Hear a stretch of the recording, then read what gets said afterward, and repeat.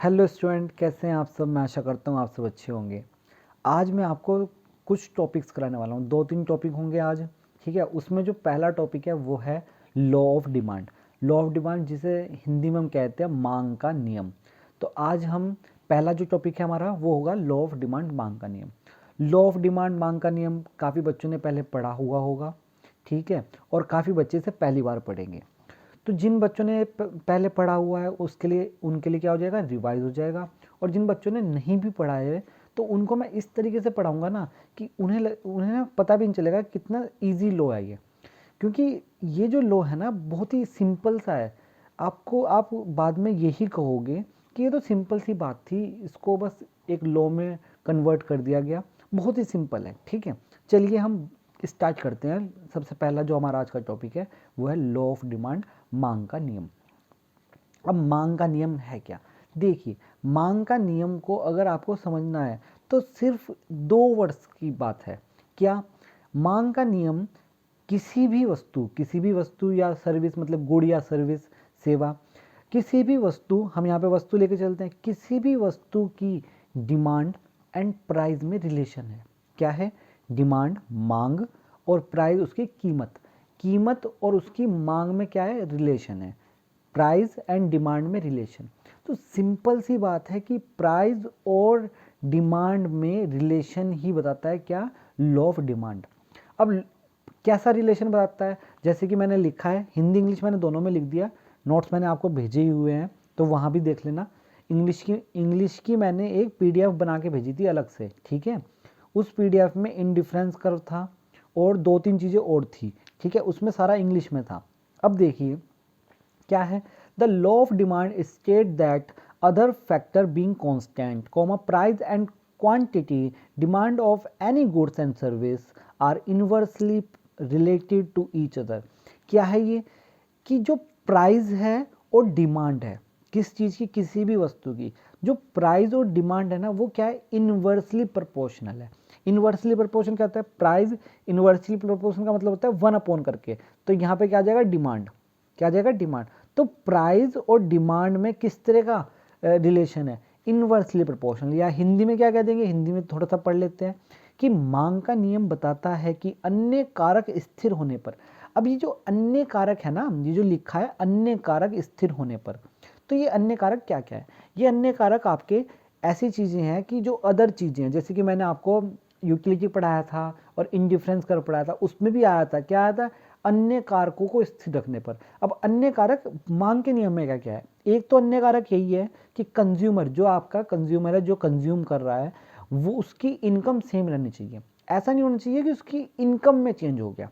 उसकी income same है, price में चेंज हो रहा है, ठीक है। किसी भी वस्तु की प्राइस में चेंज हो रहा है तो उसकी इनकम नहीं चेंज होनी चाहिए। तो क्या है? एक तो इनकम हो गई, और क्या हो गया कि गुड्स, जो गुड्स है वो एक ही होना चाहिए। मतलब कि अगर हम एक की बात कर रहे हैं तो एक ही होना चाहिए, ये नहीं कि हम दूसरे गुड्स को भी कंपेयर कर रहे हैं साथ में।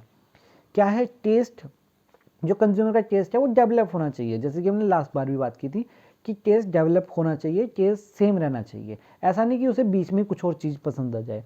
और क्या है कि जो आपका कंज्यूमर है वो समझदार है, क्योंकि लॉ जब भी चलेगा जब वो सेंसेबल होगा, ठीक है।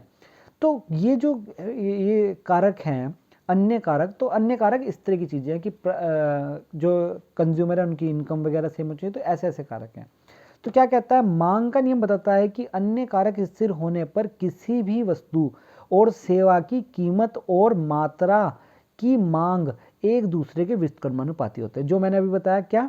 प्राइस किसी भी वस्तु का उसके डिमांड के क्या होता है? इनवर्सली प्रोपोर्शनल होता है। जब किसी वस्तु की कीमत में वृद्धि होती है तो उस वस्तु की मांग घट जाती है। बिल्कुल सिंपल बात हो गई।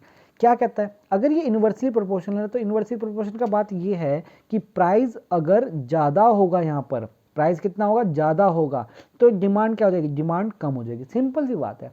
आप कोई भी चीज़ लेते हो, कोई भी वस्तु लेते हो, मान लीजिए आजकल जैसे कि मैंने आपको बताया था कि न्यूज़ वगैरह देखते रहा करो। जैसे अभी क्या चल रहा है कि जो दूध है, दूध के प्राइस बढ़ते जा रहे हैं। मदर डेयरी ने भी कल परसों 2 रुपये और बढ़ा दिए 1 kg पे। तो मतलब प्राइस क्या है? धीरे धीरे धीरे धीरे आपको दिख रहा होगा बढ़ते जा रहे हैं। अब जैसे कि अभी कुछ टाइम पहले ना, अगर आप 6 महीने पीछे चले जाओ तो दूध के जो प्राइस थे ना, मिल्क के प्राइस, वो क्या चल रहे थे, वो मेरे ख्याल से 42 के आसपास, नहीं 42 तो ज़्यादा पुराना हो गया, करीब इतना चल रहा था, 56 के आसपास चल रहे थे। हाँ 56 के आसपास चल रहे थे 6 महीने से पहले। अब क्या हो रहा है, अब मेरे ख्याल से 66 हो रहा है और 68 होने वाला है। तो मतलब 68 70 पे पहुंचने वाला है मिल्क। तो मिल्क का क्या है, रेट बढ़ता जा रहा है। अब जिन जिन लोगों की इनकम से इतना क्रॉस हो जाएगा तो वो क्या करेंगे, वो कंज्यूम कम करना शुरू कर देंगे। भाई अब जैसे मिल्क है, अब दूध है, तो उसे ऐसा तो नहीं करेंगे बिल्कुल ही लेना बंद कर देंगे, उसे क्या करेंगे, कंज्यूम करना कम कर देंगे। तो क्या हुआ, प्राइस बढ़ने पर डिमांड क्या हो गई, कम हो गई। इसी तरीके से और चीज़ें भी हैं कि कोई भी एग्जांपल ले लीजिए, किसी भी चीज़ का अगर प्राइस बढ़ जाता है तो उसकी डिमांड कम होती होती है। ये बहुत ही सिंपल सा लॉ है। लॉ इतना ही है और कुछ नहीं है। पहले ये मैंने इसकी डेफिनेशन दे दी, ठीक है, डेफिनेशन होगी, मीनिंग या डेफिनेशन हो गई। उसके बाद इसका क्या हो गया, एक्सप्लेनेशन होगी कि एक्सप्लेनेशन है क्या। एक्सप्लेनेशन पढ़ लेते हैं कि क्या कह रहा है। कीमत में परिवर्तन होने पर मांग का नियम उपभोक्ता की पसंद के व्यवहार की व्याख्या करता है। मतलब कंज्यूमर बिहेवियर की व्याख्या कर रहा है कि कंज्यूमर का बिहेवियर कैसा है, ठीक है। बाजार में मांग को प्रभावित करने वाले अन्य कारकों को स्थिर मानते हैं। वही अन्य कारक जो है, और सारे कारक स्थिर हैं। जब किसी वस्तु की कीमत बढ़ती है, किसी भी वस्तु की कीमत बढ़ती है तो उस वस्तु की मांग में गिरावट आती है। बिल्कुल सिंपल बात है, ये यूनिवर्सल ट्रुथ है कि किसी भी वस्तु का अगर प्राइस बढ़ेगा तो उस वस्तु की मांग में गिरावट आएगी ही आएगी, ये 100% है। अब आगे बात करते हैं। यह प्रकृति उपभोगकर्ता पसंद व्यवहार है, उपभोगकर्ता के ऊपर डिपेंड करता है। अब देखो, उपभोगकर्ता पसंद व्यवहार मैं क्यों कह रहा हूँ कि कंज्यूमर बिहेवियर क्यों कह रहा हूँ। कंज्यूमर बिहेवियर इसलिए है क्योंकि अगर मान लीजिए कुछ ऐसी चीज़ है जो आप कम नहीं कर सकते, मतलब मतलब कंज्यूमर को वो चीज़ पसंद है। जैसे मान लीजिए आपको कुछ चीज़ है वो बहुत ज़्यादा पसंद है, उसका प्राइस फिर कितना ही बढ़ जाए आप उसे कम नहीं करोगे, ये बात 100% गारंटी की है।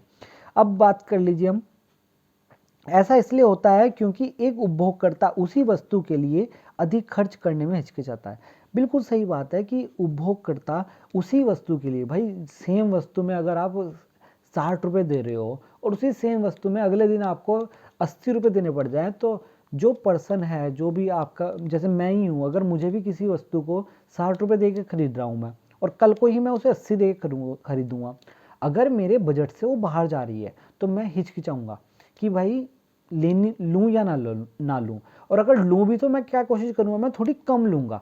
ऐसा होता है या नहीं होता, बिल्कुल होता है ना ऐसा। बिल्कुल सिंपल सी बात है, कोई इतना बड़ा रॉकेट साइंस नहीं है, ये बहुत ही सिंपल सी बातें हैं, ठीक है। और नकदी खत्म होने से डरता है, बिल्कुल सही बात है भाई, पैसे खत्म होने से कौन नहीं डरता। हमारे पास अगर पैसा है कुछ तो हम कोशिश यही करते हैं कि उसे बचा लिया जाए, उसे सेविंग कर ली जाए, जिससे कि आगे अगर हमें कोई ज़्यादा ही ज़रूरी काम पड़ जाए, ज़्यादा ही ज़रूरी हो जाए तो उसमें हम कर दें। अब इसे एग्जाम्पल के थ्रू बता लेते हैं। क्या है एग्जाम्पल, हमने ले लिया 20 रुपये का कोई सामान था, वो हमें 20 रुपये का कितने का मिल रहा था, 250 ग्राम मिल रहा था। यहाँ प्राइस ले ली, यहाँ डिमांड ले ली। 20 रुपये का 20 रुपये में हमें 250 ग्राम सामान मिल रहा था। अब क्या हुआ कि प्राइस बढ़ गए, अब 30 रुपये जो प्राइस है वो अब बढ़ गए। प्राइस बढ़ने पे जो 30 रुपये मिल रहा है, अब वो 30 रुपये में 200 ग्राम मिलेगा। तो अब इस तरह से क्या होता जा रहा है, प्राइस बढ़ता जा रहा है। प्राइस जैसे जैसे बढ़ता जाएगा फिर क्या होगा, डिमांड मैं कम करता जाऊंगा। डिमांड मैंने कम करनी शुरू कर दी। पहले मैं 250 ग्राम कर रहा था, अब प्राइस बढ़ गए तो मैं 200 ग्राम यूज़ करने लगा। मतलब पहले देखो 20 रुपये थे, 20 रुपये प्राइस था, तो किसी भी वस्तु का 20 रुपये प्राइस था तो मैं 250 ग्राम ले रहा था, ठीक है। उसके बाद क्या हुआ, 30 रुपये हो गया उसी वस्तु का जो प्राइस था, तो मैं अब क्या करने लगा, 200 ग्राम लेने लगा। अब वो 40 हो गया तो मैं 150 ग्राम लेने लगा। अब वो 50 हो गया तो मैं 100 ग्राम लेने लगा। अब मान लीजिए आगे जाकर ये 60 हो जाता है और 60 मेरे बजट से बाहर है, मैं नहीं ले सकता तो मैं नहीं लूँगा। आपने देखा होगा जब सब्जी वगैरह लेने जाते होंगे, सभी जाते होंगे, सब्जी वगैरह लेने जाते होंगे तो आप सब्जी वाले से क्या पूछते हो, उसका प्राइस पूछते हो ना कि कितना प्राइस में दे रहे हो।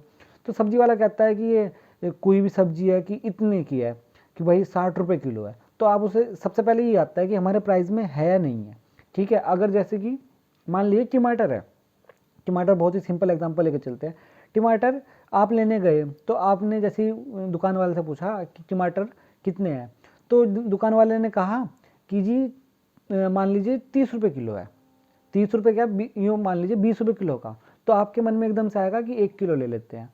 अब उसने अगर वो 20 रुपये ना कह के अगर वो 60 रुपये किलो कह देता तो आपके मन में आता, आप क्या सोचते कि ऐसा करता हूँ कि आधा किलो ले लेता हूँ अभी, क्योंकि ज़्यादा महंगा है, क्योंकि आपके बजट से बाहर है। तो क्या हुआ, प्राइस बढ़ने पर डिमांड क्या हो गई, कम हो गई।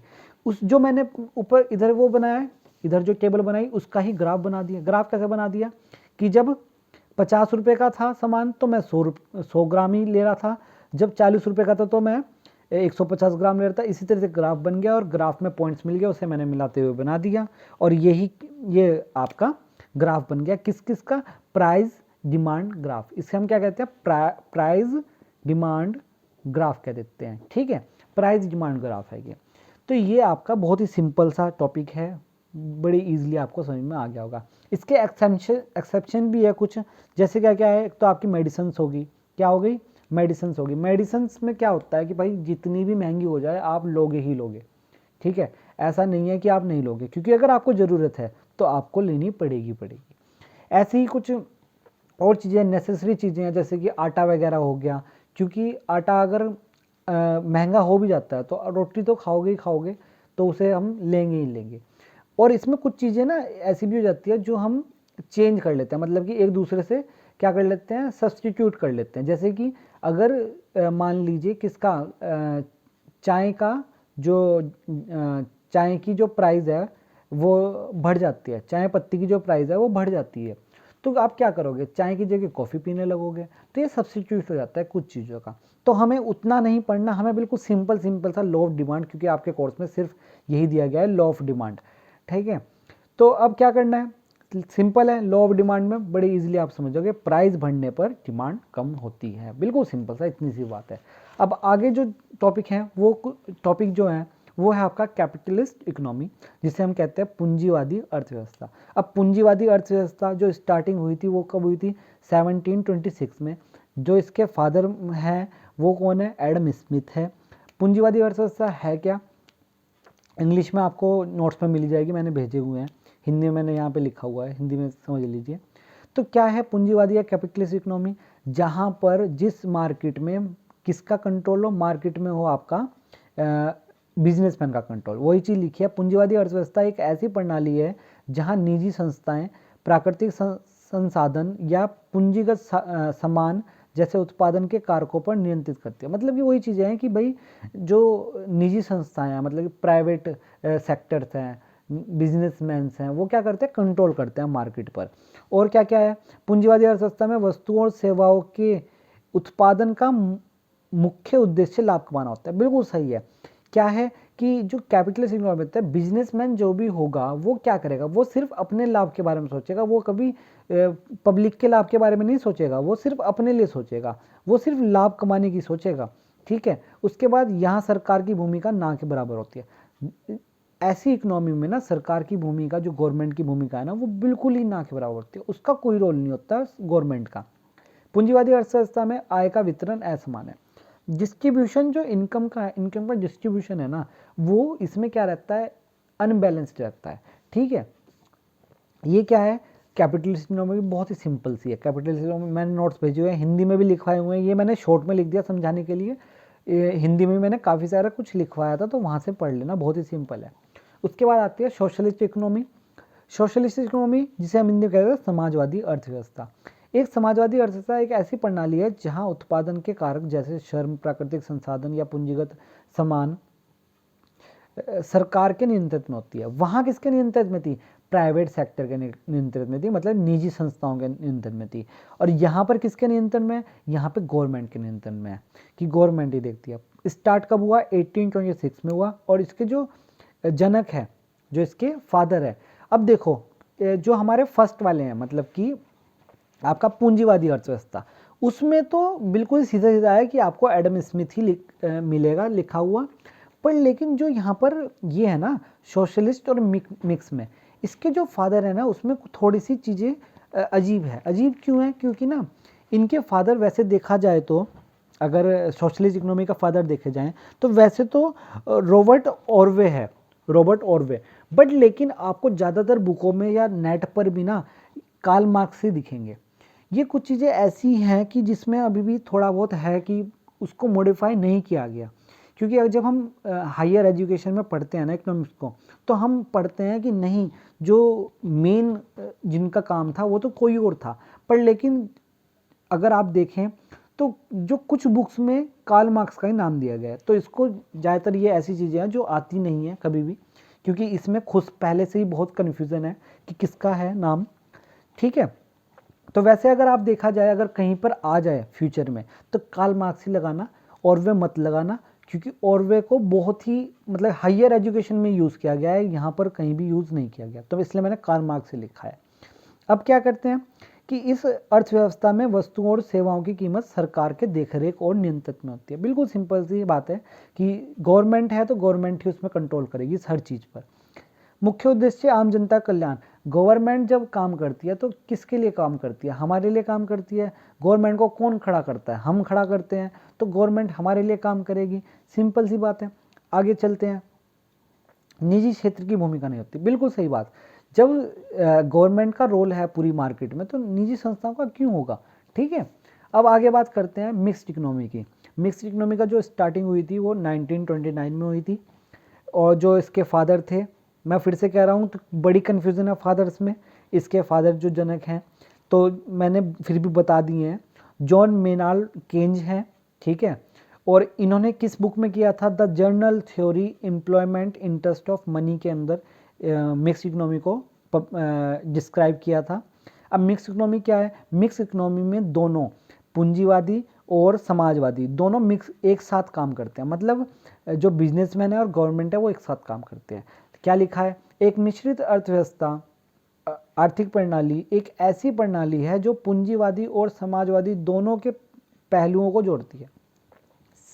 क्या है कि दोनों के पहलू को जोड़ रही है, मतलब जो पूंजीवादी अर्थव्यवस्था वाले हैं और समाजवादी अर्थव्यवस्था वाले हैं, वो सारे कारक, सारे जितने भी चीज़ें हैं वो सारी इसमें जुड़ेगी एक साथ। पर लेकिन मिक्स इकोनॉमी में हम अच्छी चीज़ें लेते हैं उन दोनों की, बुरी चीज़ें नहीं लेते, ठीक है। अब आगे चलते हैं कि आगे क्या कह रहा है।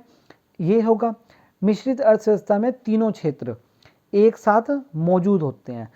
तीनों क्षेत्र कौन कौन से हैं? देखो, तीनों क्षेत्र समझना, शायद मैंने क्लास में ये चीज़ डिस्कस नहीं करी होगी। तीनों क्षेत्र से मतलब यहाँ पर ये है कि निजी क्षेत्र, सार्वजनिक क्षेत्र और संयुक्त, मतलब कि आपके दोनों मिलके एक। आपने देखा होगा क्या हो रहा है, एक तो निजी क्षेत्र कुछ चीज़ों में ओनली बिजनेसमैन काम कर रहे हैं, मतलब कि प्राइवेट सेक्टर है, बिल्कुल प्राइवेट सेक्टर पे बेस है वो। कुछ बिल्कुल गवर्नमेंट पे बेस है, और कुछ ऐसा है जहाँ पर दोनों है, मतलब कि बोथ है कि 50% इसका 40% इसका। अब आपको इतना तो पता ही होगा कि धीरे धीरे अब हमारी जो इंडियन इकोनॉमी है वो मिक्स्ड, इंडियन इकोनॉमी तो शुरुआत से मिक्स्ड इकोनॉमी है, ठीक है। पर लेकिन आपको दिख रहा होगा कि धीरे धीरे धीरे हम क्या करते जा रहे हैं, प्राइवेट चीज़ें ज़्यादा करते जा रहे हैं। अब ये यहाँ तक बिल्कुल सिंपल सा हो जाता है। कैपिटलिस्ट इकोनॉमी जहाँ पे किसका, बिजनेसमैन का रोल होता है। सोशलिस्ट इकोनॉमी जहाँ पे गवर्नमेंट का रोल होता है मार्केट में। और मिक्स इकोनॉमी में दोनों का रोल होता है, दोनों एक साथ काम करते हैं। मैंने एग्जाम्पल भी दिया था, अगर आप क्लास में आए हो। एग्जाम्पल में मैंने क्या बताया था, जैसे कि इंडिया में जियो है, टेलीकॉम कंपनी में सबसे ऊपर स्टैंड कर रही है। अगर जियो कल को खुद से ही क्या कर दे, 600 वाला प्लान 1200 का कर दे, तो यहाँ पर मार्केट में कौन सी इकोनॉमी लग जाएगी? हमारी इकोनॉमी लग जाएगी कैपिटलिस्ट इकोनॉमी, ठीक है। अगर कितनी कौन सी इकोनॉमी लग जाएगी? Capitalist economy. बट यहाँ पर ऐसा नहीं हो सकता, गवर्नमेंट का रोल भी है तो गवर्नमेंट उसको रोक देगी, गवर्नमेंट ऐसे उसे एकदम से प्राइस बढ़ाने नहीं देगी। तो ये हमारी मिक्स्ड इकोनॉमी है। मिक्स्ड इकोनॉमी में ग्रोथ बहुत अच्छे से होती है, और मैंने एक वर्ड बताया था, मिक्स इकोनॉमी को एक और नाम से जाना जाता है जिसे कहते हैं गोल्डन चेन ऑफ इकोनॉमिक्स, क्योंकि इसमें ग्रोथ बहुत अच्छे से होती है, ठीक है। अब कुछ एक्स्ट्रा चीज़ें बता देता हूँ मैं, जैसे कि हमारे इंडिया में, क्योंकि हम इंडिया की बात कर रहे हैं तो इंडिया के बारे में देखेंगे मिक्स इकोनॉमी का। तो इंडिया में जो इसके कुछ चरण रहे हैं, अलग अलग पार्ट्स रहे हैं कि अलग अलग उसमें। अब देखो क्या है, जो फर्स्ट पार्ट में था 1948 से 1970 तक रहा था। कहाँ तक? 1948 से 1970 तक। अब इसमें 80% तो समाजवादी था, मतलब कि गवर्नमेंट का रोल 80% है, 20% रोल आपका प्राइवेट सेक्टर मतलब कि बिजनेसमैन का था। फिर सेकंड में 1970 से 1991 तक 50-50% हो गया, 50% आपका गवर्नमेंट का रोल और 50% आपका कैपिटलिस्ट का रोल। बट अब आपको पता है धीरे धीरे क्या होता जा रहा है, सारी चीज़ें प्राइवेट होती जा रही है, प्राइवेटेशन होता जा रहा है ज़्यादातर। तो क्या हो गया 91 के बाद अब तक क्या हो रहा है, अब तक 20% सिर्फ गवर्नमेंट का रोल रह गया है और 80% किसका है, 80% हमारा कैपिटलिस्ट मतलब कि बिजनेसमैन का रोल है। आपको दिख रहा होगा, आपको पता होगा कि रेलवे भी प्राइवेट हो गया, उसमें भी अब प्राइवेट गवर्नमेंट का पार्टनरशिप हो चुकी है।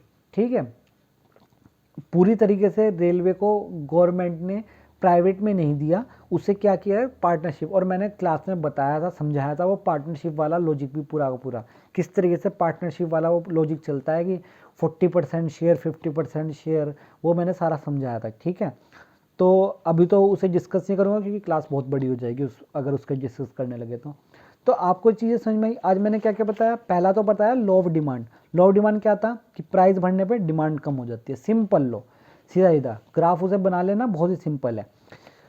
उसके बाद क्या है कैपिटल इकोनॉमी, जहाँ पे गवर्नमेंट का रोल नहीं होता, किसका, बिजनेसमैन का रोल है। समाजवादी में, सोशलिस्ट में गवर्नमेंट का रोल है और मिक्स में दोनों का एक साथ रोल है। बहुत ही सिंपल सा आज का मैंने करा दिया है। अब ये मैंने इसलिए करा दिया क्योंकि इम्पोर्टेंट है, तो इसे मैंने इस वजह से करा दिया कि भाई इंपॉर्टेंट है, इसे वो अच्छे से कर लेना। ठीक है, ये करा दिया। अब कल को देखेंगे हम कुछ और टॉपिक लेंगे। ठीक है, कल को कुछ नए टॉपिक लेंगे। ठीक है, जितना मैंने क्लास में करा दिया उससे अलग टॉपिक होगा कल को, ये बात ध्यान रखना। ठीक है, और क्लास में आया करो, जब जूम पे मैं उस पर गूगल मीट पे जब मैं मीट क्लास लेता हूँ तो उसमें आया करो, क्योंकि आपकी अटेंडेंस लग रही है सबकी। ठीक है, तो इस चीज़ का ध्यान रखो कि अटेंडेंस के लिए तो आया करो। और मैं कितनी देर लगाता हूँ, मैं सिर्फ आपसे यही पूछता हूँ कि भाई किसी की कोई क्वेरी है तो बताओ, नहीं तो फिर नहीं। तो यही चीज़ होनी है। तो मैं इस तरह से क्लास तो आपको पढ़ाई देता हूँ पूरी, आपको ईजिली आसानी से समझ में भी आ जाती होगी। ठीक है, तो अब हम कल को मिलते हैं, चलो।